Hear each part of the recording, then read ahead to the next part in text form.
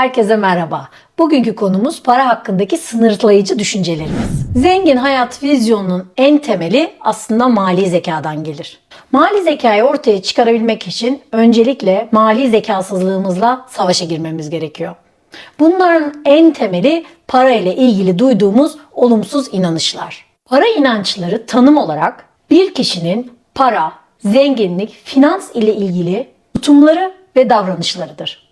Para haricindeki tüm konularda, tüm manevi değerlerde zengin ya da fakir fark edilmeksizin herkes benzer duygular ve benzer tepkiler hisseder. Ancak mesele para olduğunda zenginlerin ve fakirlerin parayı manevi duygularla açıklaması birbirinden farklıdır. İkisinin de bu konudaki bakış açıları bambaşkadır. Örneğin para insanı kötülüklere götürür. Şimdi bu deyişi iki farklı açıdan yorumlayalım. Çoğu insan, yani biz buna zengin olamayan insanlar diyoruz, bu cümleye baktığında şunu görür. Eğer kişi paranın peşine düşerse mutlaka başına kötü şeyler gelir ya da paraya sahip olursa mutlaka yanlış kararlar verir ve bunun sonucu kötü bir şekilde sonuçlanır. Buradan anlayacağımız şu: zengin olmayan kafa yapısı bize şunu söyler: daha fazla paraya sahip olma, zengin olma arzusu ya da kişinin mali durumunu düzeltmesi aslında yanlıştır. Onu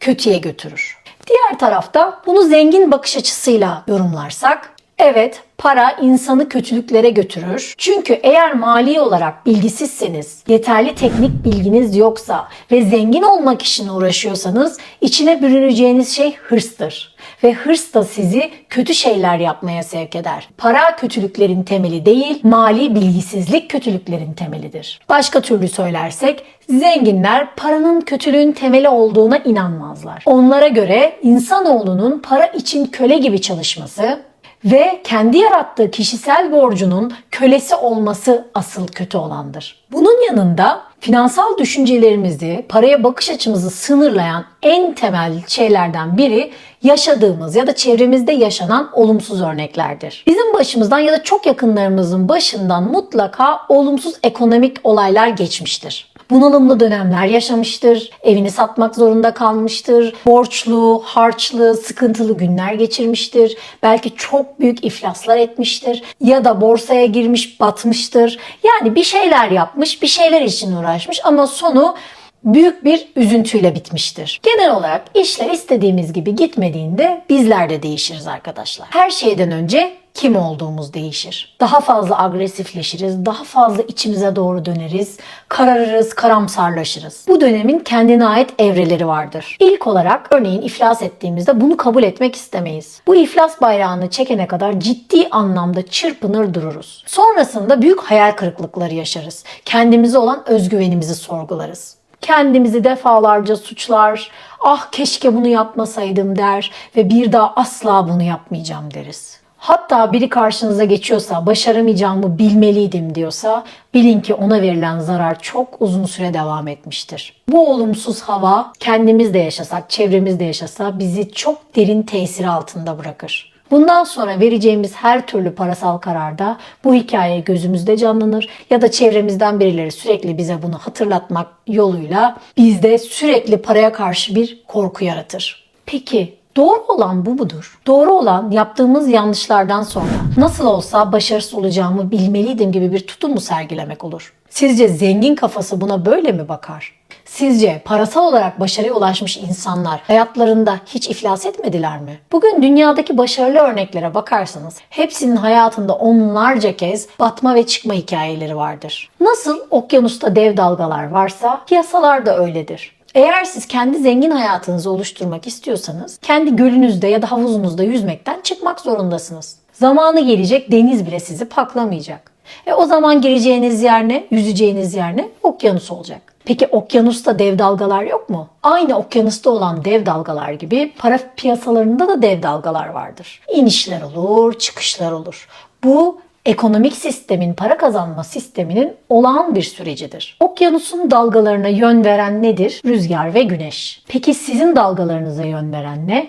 Duygularınız, hırslarınız ve korkularınız. Ben ne kadar finansal olarak başarılı olursak olalım, bunalımların geçeceğine hiçbir zaman inanmıyorum. Çünkü bizler insanız, hırs ve korku bizim standart bir yanımız. Hırslarımız ve korkularımız yan yana gelince ve sonunda hüsranla sonuçlanınca yaşadığımız bunalımlar hayatımızın olağan bir parçası. Hırs ve korku yan yana gelince kişi gerçekten finansal olarak büyük bir kayba uğrayınca yaşayacağı sonraki duygu bunalımdır. Bunalımın temel iki duygusu vardır. O da öfke ve üzüntü.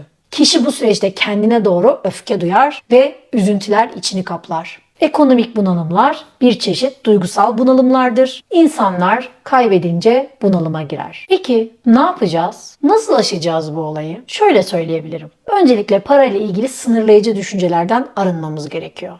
Bunalım da bizim için, batmak da bizim için, çıkmak da bizim için.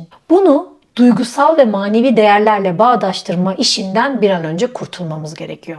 Rasyonel olarak para kazanmak bir iştir. Bunun sizin maneviyatınızla ilgisi yoktur. Bu söylediğim şey ne kadar zor olsa da zengin kafa yapısının temelinde duygularla işi birbirinden ayırmak vardır. Daha fazla para kazanıyor olmanız sizi daha iyi, daha güçlü, daha başarılı, daha yetenekli biri yapmayacağı gibi iflas etmeniz ya da para kaybetmeniz sizin daha değersiz, daha önemsiz, daha başarısız biri yapmaz. Zenginliğe giden yol dağlarla taşlarla bezelidir. Bazen o dağa çıkarken ter içinde kalırsınız. Ayağınıza taşlar batar. Düşersiniz, canınız acır ama o dağa çıkmaktan vazgeçmezsiniz. Günü gelir dağın zirvesinden ileriki zengin hayatınızı gözlemleme fırsatı bulursunuz. Bu sefer bakarsınız dağdan aşağı iniyorsunuz. Büyük bir keyifle inersiniz. Koşa koşa, nefese nefese, çığlık çığlığa.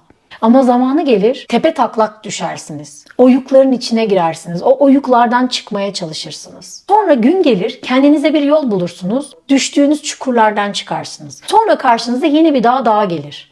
Yine tırmanırsınız. Yine kan, ter, gözyaşı içinde emek verirsiniz. İkinci dağın tepesine tırmandığınızda bu sefer zengin hayatınıza daha bir yaklaşmış olursunuz. Görürsünüz o hayal ettiğiniz ormanlar, akarsular gözünüzün önünde. O zenginlik size doğru akıyor. Yine büyük bir heyecan yaşarsınız ve yine aynı motivasyonla koşmaya başlarsınız. Yine benzer şeyler olur yolda. Bazen düşersiniz, bazen takılırsınız, bazen işleriniz çok yolunda gider. Bir bakmışsınız sonraki eşiğe kadar hiç hasarsız atlatmışsınız süreyi. Bu süreç bir yolculuktur. Zengin hayatınıza sizi götüren yolculuktur. Bu süreçte size hiçbir manevi değerden bahsetmiyorum. Bu sadece sizin işiniz. Manevi değeriniz değil ya da kim olduğunuz değil.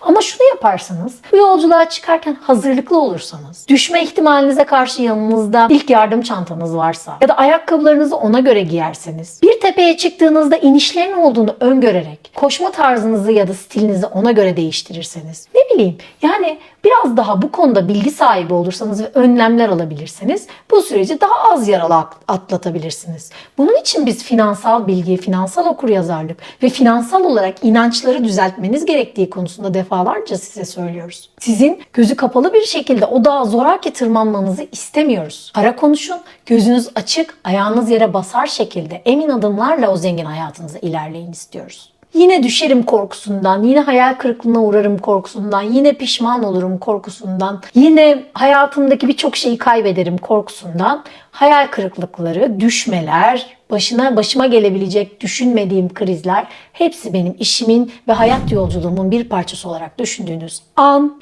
değişim başlıyor.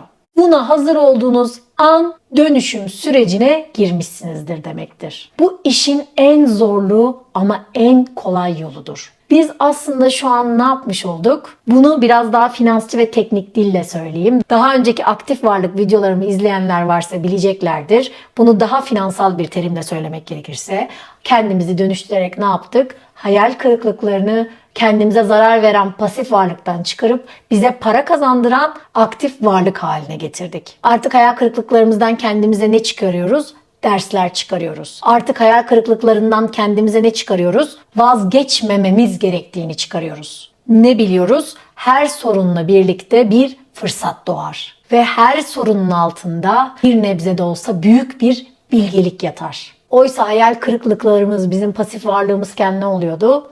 Ben bunu bir daha asla yapmam, ben bunu niye yaptım gibi sorgulayıcı cümlelerle ne yapıyorduk? Kendi gelişimimizi durduruyorduk. Eskiden kendi önümüze duvar olarak çıkan hayal kırıklıkları artık aktif varlık olmakla beraber ayaklarımızın altında bizi yükselten yeni ayakkabılarımız oluyor. Bu nedenle ne yapmamız lazım? 1. Hayal kırıklığı uğramayı bekleyin. Yalnızca aptal insanlar işlerin kendi diledikleri gibi gerçekleşmesini beklerler. Hayal kırıklığına uğramak, yenilgiyi kabul etmek demek değildir. Hayal kırıklığına uğramayı beklemek, yenilgiyi baştan kabul etmek anlamını taşımaz. Bu, finansal piyasaların ya da paranın temelinde olan belirsizlikler nedeniyle yaşanabilecek her türlü soruna veya hayal kırıklığına karşı önceden hazırlıklı olmayı gerektirir. Sizi olabilecek şeylere karşı hazırlar. Bu süreçte ne yaparsınız? Daha ağırbaşlı olursunuz, daha soğukkanlı davranabilirsiniz, adımlarınızı daha rasyonel şekilde atabilirsiniz. Çünkü ancak bu şekilde sağlıklı düşünebilirsiniz. Birçok harika fikri olan insan karşıma çıkar. En fazla fikirleri bir ay sürer. İlk anlattıklarında heyecan içindedirler, bir ay sonra hayal kırıklığı içinde gezerler. Oysa fikirleri gerçekten güzeldir. Sorduğumda da artık o eski heyecanları bitmiş, iyi fikirdi derler ama işe yaramadı.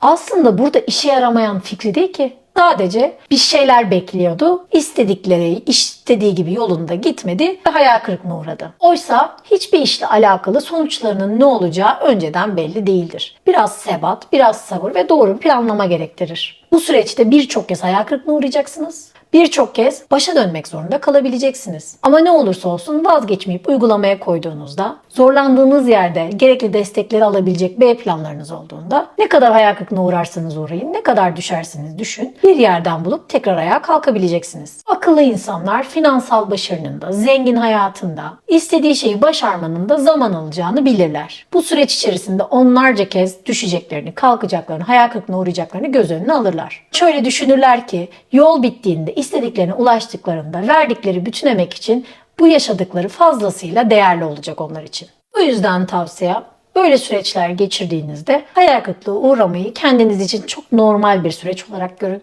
Ne yapabilirsiniz? Bu süreçte kendinize dürüst olarak davranın. Hatalarınızla dürüstçe yüzleşin. Durmanız gereken yerde dürüstçe durun. Başkalarının sizin hakkında ne düşüneceğine çok ilgilenmeyin. Çünkü hiçbir zaman gerekli desteği çevrenizden alamayacaksınız. Ama aynı zamanda kendinize de iyi davranın. Yaptığınız yanlışlarda kendinizi fazlasıyla suçlayacak hareketler yapmayın. Kendi özgüveninizi, kendi cesaretinizi kırmayın diyorum. Çünkü zihinsel ve duygusal açıdan kendine kötü davranan bireylerin uzun vadede yaratıcı düşüncelerinin önü kesilir, risk alma eğilimleri düşer ve böylece zengin hayatınıza kendi düşünce ve duygularınızla ket vurmuş olursunuz. Hazır bir yola çıktınız, düşmeyi de kalkmayı da göz önüne alın, mali olarak kendi bilgi birikiminizi kendinize donatın ve yola büyük bir zevkle çıkın. Bırakın hayat sizi o mali ödüle götürsün ama ödülü beklemeden gününüzün, anınızın kendi için keyfini çıkarın. Düşüşünüzün de keyfini çıkarın, yükselişinizin de keyfini çıkarın. O yolda olduğunuz için, o yola sahip olduğunuz için birçok insandan çok daha şanslısınız. Bunu bilerek kafanızı yastığa koyun. Bunu bilerek yolunuza durmadan devam edin. Emin olun gün gelecek ve bütün hayalleriniz gerçek olacak.